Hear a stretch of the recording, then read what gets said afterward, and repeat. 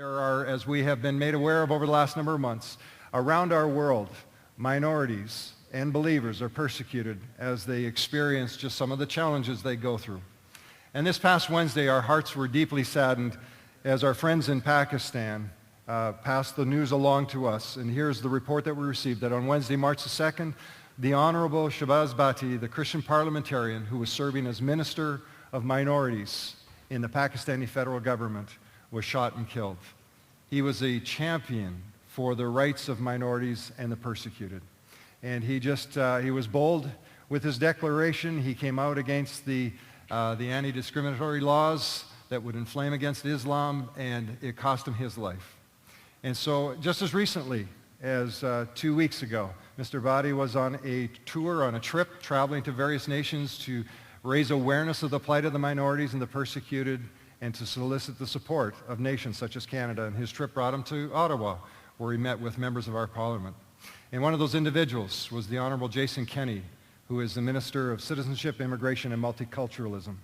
And we are indeed privileged to have the Honorable Jason Kenney with us this morning. In fact, he made his way over to Pakistan to participate in the funeral, to bring condolences. And a little later this morning, we too want to share in those condolences.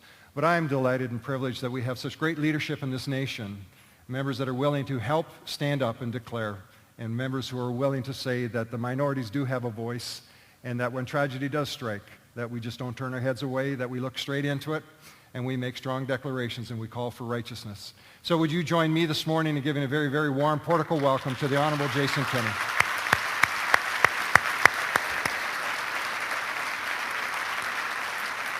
Welcome. Thank you. Thank you, Pastor, for your invitation to join you here in this very lively and spirit-filled church. I just got off the plane last night from Islamabad, Pakistan, and 36 hours ago, I was sitting next to the coffin of my friend, the martyr, Shahbaz Bhatti. In Pakistan, about 1.5% of the population of 180 million people are Christians. There are other religious minorities, Sikhs and Hindus, Baha'i, Ahmadiyas, and others.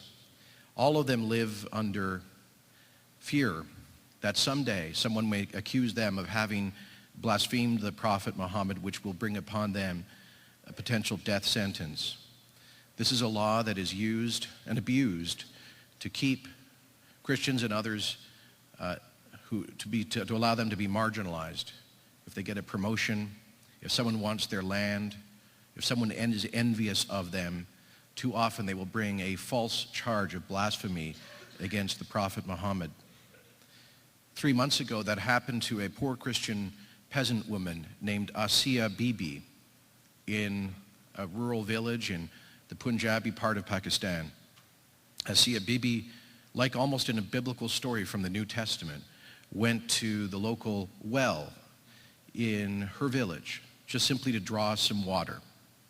And some of the Muslim women didn't like the fact that this unclean infidel was taking water from the well. And so one of them accused her of having blasphemed the Prophet Muhammad. Asiya Bibi was arrested, taken by a mob to the local police station. She was quickly thereafter taken before a court and convicted on the evidence of one person that she had committed blasphemy. The sentence of death was announced as her punishment. My dear friend Shahbaz Bhatti, the first and only Christian in the government of Pakistan, immediately spoke out against this persecution, against this terrible violation of the basic rights of a powerless Christian peasant woman. He called his friend, the governor of the Punjab state of Pakistan, to go and visit Asiya Bibi in jail. Governor Salman Taseer did that courageously. He and my friend Shahbaz Bhatti had for long years advocated an end to the abusive blasphemy laws in Pakistan, as have many other brave and courageous political leaders, risking their lives. Because Governor Taseer went and visited this powerless Christian woman, Asiya Bibi, in jail, He was targeted.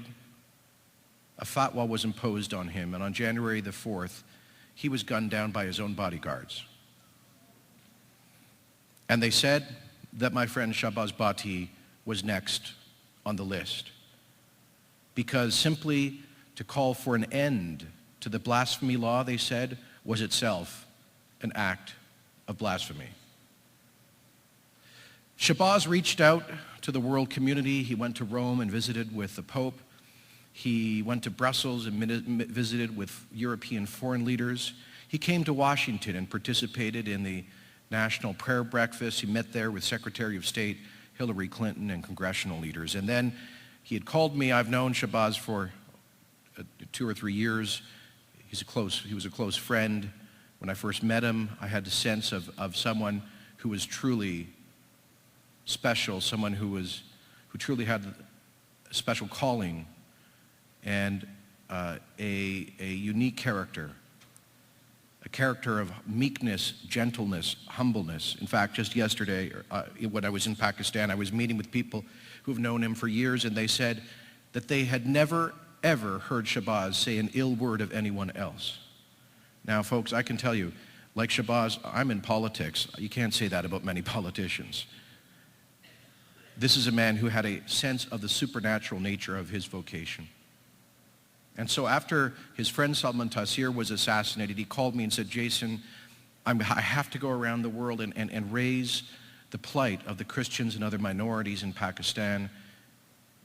I now want to take up your invitation to come to Canada. I said, come, Shahbaz, we'll do everything we can for you. We brought him in and introduced him to the Prime Minister. He had a meeting with the Prime Minister. He gave testimony before a parliamentary committee. We had a special reception where he met parliamentary and community leaders, and we spent a great deal of time with him. When I last saw Shahbaz, just following his meeting with our Prime Minister,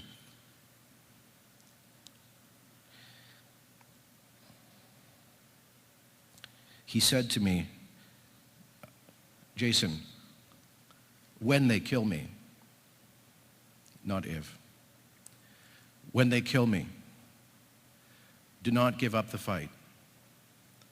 Do whatever you can for the poor persecuted people of Pakistan. The day he was killed, he sent me the following email. He had just been reappointed to the cabinet